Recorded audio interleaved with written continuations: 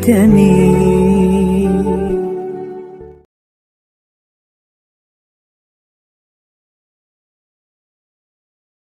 Niki kula pun janji nggih. Kula niku kan gek Selasa bulan yang lalu niku khatam hikam. Terus kula mulang hikam teng mriki Selasa pagi niku pun sekitar 2 tahun. Pokoke walhasil diparingi Allah niku khatam. Terus kula kepengin napa ngatami donga nu saniki mergi cara ulama tambah kathah tambah napa sae. Dadi ora usah sampean di perasaan ora melok ngaji kok melok khataman. Sing ngaji ya mbok paham ora ya ora roh. Sing ora ngaji pokoke ora roh padha ora roe sing penting ditampa napa pangeran ngoten mawon. Dados kula gadah azam pokoke donga ngoten mawon nek donga ya ora usah tenanan ya apik ora ya apik. Mergo pangeran mesti napa pirsa. Jadi tenanan itu ikhlase, nak ndonga ora usah tenanan, sing tenanan apa? Mergi cara hikam niku termasuk ngeten. Hikam niku yang ngarang hikam niku jenenge Ibnu Athaillah As-Sakandari. Ini muridnya Abdul Abbas Al-Mursi. Abdul Abbas Al-Mursi niku muridnya Abdul Hasan napa? Asy-Syadzili.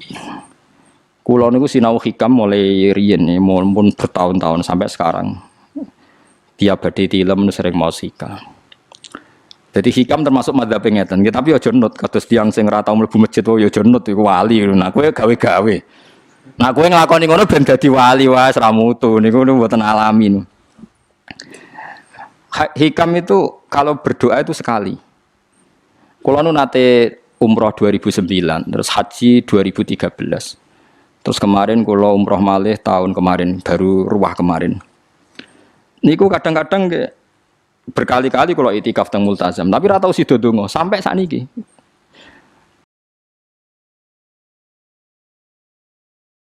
Mergo donga mbok pisan tok, anggere donga neh. Lho pangeran ijek eling kok tak elingno. Mergo hikam termasuk mengingatkan gitu, kamu kalau doa itu jangan ulang.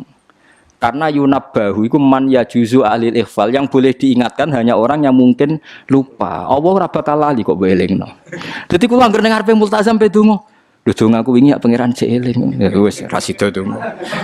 Wah anggere ape dongone, tapi ndak gawe-gawe lho, saya asli, maksudnya asli. Anggere ape dongone. Kan cek eling kok. Ya wis. Sampai kula nu teng raudhah niku akhirnya mau maca selawat, maca Quran. Anggere donga seeling to Gusti ngono terus. Dadi yo pancen unik, wong wali ku unik. Aja gawe-gawe lho, tapi aja nut kula. Cuma pancen hikam madzhab ngoten. Wa inna mayunabba wa amne den elingno sapa man wong ya juzu kang oleh ali ngatasi man apa alif falali. Sing oleh mbok elingno zat sing kemungkinan lah wong ora tau lali kok amen mbok elingno. Wingi mbok omongi, saiki mbok omongi. Lho cara kowe diutang ditagih terus iso eling. Dadi hikam madzhab unik. Ya tapi udahnya wali ya tetap napa? Wali itu keliru tetap wali. Nah, ben arah wali ku bener wae tetep ra wali wis ra bakat. Tapi aja gawe-gawe lho, syaratnya napa? Syaratnya aja napa? Gawe-gawe. Iki kula iki sering diprotes ben. Gus ora tau ora jenengan donga. Jare sapa ora donga? Wingi sedonga. Kok ora donga nah? Jeling. Kadang kula yang ngerasa dosa tapi piye kadang teng ati ngoten ya akhire ya ora roh. Pokoke aku anggere pengen donga ya donga, ben ora ya ora. Pas donga ya anut wali, pas ora ya anut wali. Kadung bener. Dadi pas donga ya bener, pas ora ya bener. Tapi itu memang sebagian madzhab beliau. Jadi ini nanti saya bacakan hikam dua kata mutiara terus donga, supaya donga sampean donga, supaya donga. Piye-piye kita gadah sanad madhab yang diakui termasuk Thariqah Mu'tabarah selain Naqsyabandiyah, Qadiriyah, napa Sadiliyah. Lah Sadiliyah itu nggih hikam niku meneh mergo hikam sing aran Abdul Abbas Al-Mursi murid Abil Hasan napa Asy-Syadzili. Sehingga orang tahu madhab Sadiliyah ya lewat kitab napa hikam. Makanya kitab-kitab apa saja generasi setelah beliau itu enggak bisa lepas dari kitab napa hikam. Sampai darani hikam atau iya. Madhabe napa atau iya. Mergo atau iya iku maknane sing arangu napa Ibnu Athaillah disebut hikam atau iya. Itu beliau sebetulnya ya ada orang alim yang butuh mikir jelimet nggih mboten. Ya wong waras wonten mawon. Misalnya orang waras begini, pancen wong waras itu beda mek waras pancen. Misalnya gini. Saya ngambil uangnya Mustafa tanpa pamit boleh ndak? Ndak boleh kan. Terus beliau membuat makalah gini, kalau aja hafal. Mana aka antat da'iyya mimma lil makhlukin. Allah itu mencegah kamu, melarang kamu mengklaim barang yang tidak milik kamu. Padahal sama-sama miliknya makhluk. Misalnya Mustafa punya mobil, aku milik saya boleh enggak? Boleh enggak sama siapa saya? Enggak boleh kan? Mustafa punya rumah, aku milik saya boleh enggak? Enggak boleh. Kalau mengaku miliknya orang sama-sama makhluk saja enggak boleh, apalagi kamu ngaku-ngaku hal yang milik Allah. Misalnya sifat menentukan nasib itu milik siapa? Allah. Menentukan su'ul khotimah atau husnul khotimah itu milik siapa? Kamu tidak boleh. Misalnya gedeng orang, wong ngono iku mesti su'ul khotimah. Lho sing nentukan itu milik Allah. Wong ngaku barange wong ora oleh apa meneh ngaku sing hake Allah Subhanahu wa taala. Jadi sebetulnya nak ngendikan ya normal saja. Artinya ijtihad itu kan normal, tidak perlu orang pinter banget. Tapi sing roh iku wong waras ngono maksudnya. Setelah dijelaskan kan masuk akal. Kayak tadi. Ndonga kok terus kaya sing mbok omongi wingi lali, urung lali kok sebolehno meneh. Kan masuk akal.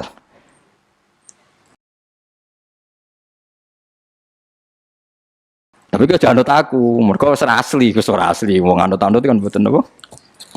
Dadi ini kula waca kalih mawon nggih, kenangan kula ben dadi nggih kenangan kula napa makalah sanggeng napa hikam ya. Iki kula waca Arab ya mawon engko napa. Bismillahirrahmanirrahim. Kula nak maca malah bingung, biasa hafalan malah maca.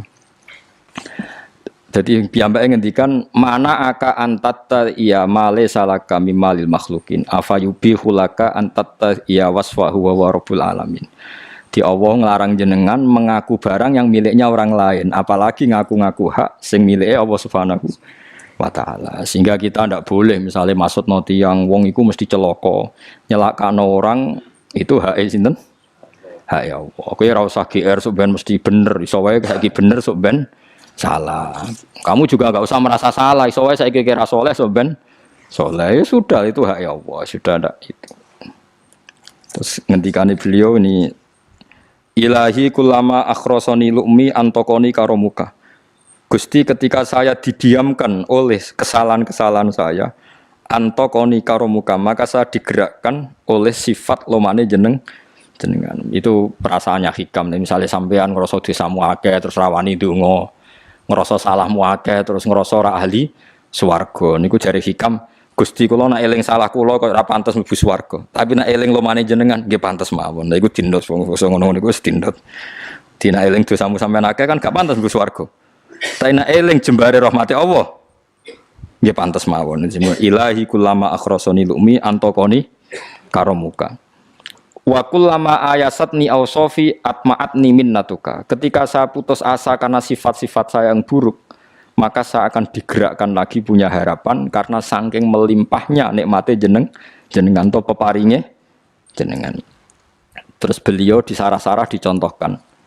Saat Umar masih kafir itu pernah gak minta jadi muslim kan enggak, tapi ketika Allah menghendaki dia jadi muslim maka jadilah Umar seorang yang muslim. Jadi orang tanpa keinginan pun kalau Allah menghendaki baik ditarik yang menjadi baik.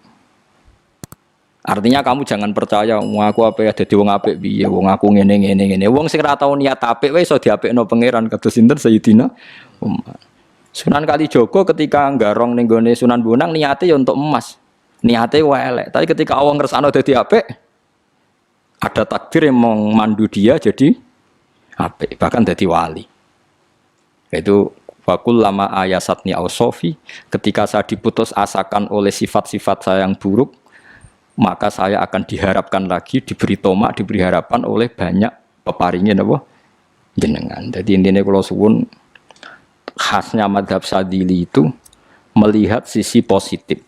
Jadi misalnya jenengan sholat misalnya, ini rumah tenan gitu. Misalnya jenengan sholat, potensi gak diterima itu tinggi. Mungkin kita ada ikhlas, mungkin kita tidak tumak ninah, mungkin kita banyak melakukan kesalahan, mungkin eling macam-macam. Itu potensi yang menjadikan kita sholatnya tidak diterima Allah. Tapi cara madhab Sadilah berpikir gitu itu tidak boleh. Kamu harus ingat bahwa sujud ini luar biasa. Banyak orang yang nggak diberi anugerah sujud. Orang bertahun-tahun, berpuluh-puluh tahun hidup kafir tidak pernah sujud. Kamu sekarang ditakdir mau sujud. Jadi mestinya kena sholat bersolat subuh, matur nuwun Gusti tadi saya sujud sama jenengan, matur nuwun Gusti tadi saya rukuk sama jenengan. Gak usah mikir buat ditampa ora, ijo eling terus. Nanti setelah zuhur ya begitu. Eling terus tadi ditakdir sujud, ditakdir rukuk, ditakdir sholat. Sehingga madzhab Syadziliyah itu sampai mengatakan begini. Orang yang beribadah meskipun sedikit dan yakin bahwa itu peparingnya Allah, minnah dari Allah, itu lebih baik ketimbang ibadah banyak plus merasa kurang. Di misalnya Mustafa sholat, bersolat duhur gak marem, mungkin duhurku salah terus berbadiah kok sholat meneh. Sing kula sholat duhur tok ora usah. Saking syukur kula, niku duhur kula makome. Ya nganti saiki duhur kula perkarane ngene ku dene kelakuane cek ngene ku dene. Karena ketika diberi pangeran ora marem. Kurangnya, tapi kurangnya niat elek. Kayak pangeran polisi, ngurang pangeran ra nampa kurang ngene kurang. Pangeran ora diwatak ngoten. Enggak terlalu prosedur wong wis sujud niate apik yo apik.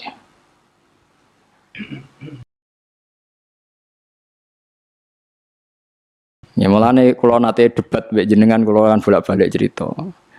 Sampai nak sujud itu untuk menjadi sah itu kan bathuk, tangan loro, dengkul loro, delamaan loro, sehingga harus sujud pada 7 anggota. Jadi menurut madzhab yang asoh kalau sujud itu harus 7 anggota. Tapi ada ulama yang mengatakan cukup bathuk tok ambek sikil. Angger wis ngene jenenge sujud. Alasannya ulama iki masuk akal. Saiki nak diwalik. Ana Zaid yang muslim. Bathuke ditemplekno bumi niat sujud ning berhala. Hukume kafir ta ora? Enggak jawab ya, kafir kan? Iku syaratnya anggota pitu apa asal bathuke nemplek? Mulane jari ulama sing kaul sani. Lah iya nggo murtad ora usah syarat kok nggo bener. Syarat. Lah iya sing digo murtad ora usah syarat kok sing sujud nggo pangeran. Syarat. Nggo syarat. Nah ngono ora usah syarat anggere ngono ya jenenge sujud. Buktine wis sah nggo dadekno murtad. Yo. Dadi ulama yo macam-macam. Mene kok jangan aku ilmune sakit. Artinya sampean ra kudu anut mazhabku. Maksudnya mergo kula lah ya sadar sebagian mazhab saya itu masalah bagi Anda. Tapi saya ikut Anda lebih masalah kan. Ngopo kok ora roh? Maksudnya kan gak jelas. Acuannya hukum ndak jelas. Ya karena tadi kamu sekolah di Australia, di Amerika, wong kok kancanan wong kafir. Tapi barokahnya anak-anak yang sekolah di sana, yang kerja di sana, akhirnya di Amerika ada masjid. Di Australia itu barokahnya mahasiswa, pekerja, orang kedonyan macam. Sekarang orang kedonyan di Taiwan, di Korea bikin komunitas masjid. Ya, akhirnya di bumi Allah di sana ada yang sujud. Ya itu nyata. Meskipun teori Anda juga nyata, sebagian mungkin katut widoan yang kono katut macam-macam. Sama-samanya ya sudah kita berpendapat ya seperti itu. Wallahu a'lam yes, ya mungkin naik apik, mungkin naik ora. Wallahu a'lam supaya donga supaya apik. Tapi kan kita tidak satu arah karena ngendikan ya seperti gejolokannya Allah dengan Nabi Ibrahim itu kan kelihatan. Malaikat Israel berjabut Nabi Ibrahim. Nabi Ibrahim gak terima, gak iso Israel. Aku iki kekasih pangeran. Mosok dipateni. Hal ra'aital khalil yumitu khalilah. Ana kekasih mateni kekasih, mesti keliru perintahmu Israel. Semune ngono Nabi Ibrahim, kowe tetep dipateni. Cara Israel wis menarik. Akhirnya balik teng pangeran Gusti, amartani ila abdin la yuridul mauta wa yaqulu hal ra'aital khalil yumitu khalilah. Ya Allah, Engkau memerintahkan saya pada hamba yang enggak ingin mati. Dia bilang, masa ada kekasih membunuh kekasihnya. Cara Israel masuk akal, bisa mikir juga Israel. Cara dia masuk akal. Jawab Allah ini. Qullahu jadi katakan pada Ibrahim, hal ra'aital khalil yakrahu ayyal khalilah. Ibrahim kandhani, ana tah kekasih tapi ra siap ketemu sing dikasih. Artinya kalau tidak berani mati berarti ra siap ketemu. Jadi bilang ke Ibrahim, apakah ada kekasih yang enggak siap ketemu kekasihnya? Dia malah Israel marah Ibrahim. Kata Allah, enggak ada kekasih yang benci ketemu kekasihnya. Oh yes, mati saya kira. Nah, itu logika yang terbangun. Makanya dengan perbandingan logika itu akan kelihatan. Pertama koyok-koyok logika Ibrahim itu masuk akal. Tapi ketika Allah ngendikan, ono tah kekasih ra siap ketemu kasihnya. Nah kitab Mahalli itu kitab yang menjelaskan sekian teori fikih yang tidak mansus ya, saya ulang lagi, yang nggak ada nasnya. Kemudian diulang-ulang oleh cara berpikir tadi. Nah, akhirnya jadi kitab khilafah, ya, kitab ikhtilafat dalam Syafi'i yang paling dianut ulama seluruh dunia. Jika terus Habib Zain Samangke semua ulama itu rujukannya kitab Mahalli. Ya karena tadi yang nggak ada nas, saya ulang lagi, yang nggak ada apa? Nas itu ada sekian pilihan kaul. Ya sama-sama masuk akal. Meskipun dalam tradisi tertentu kita tidak mungkin mempraktekkan. Ke wanita kok jenazah kok gurih. Nak komen takobal wa minna minkum takobal wa. Ya Karim pasti dia kok kiai sableng. Jenazah kok apa? Gurih. Tapi saya sekarang mulai curiga dengan di Arab Saudi karena tetap ada sholat gaib tapi mayatnya sudah nggak di depannya sudah. Kalau menangi rian tentang buku-buku mayat itu tapi itu mungkin karena teknis ya, karena yang mati terlalu banyak dan sering. Musim haji tok umpiro wae keselen dak kok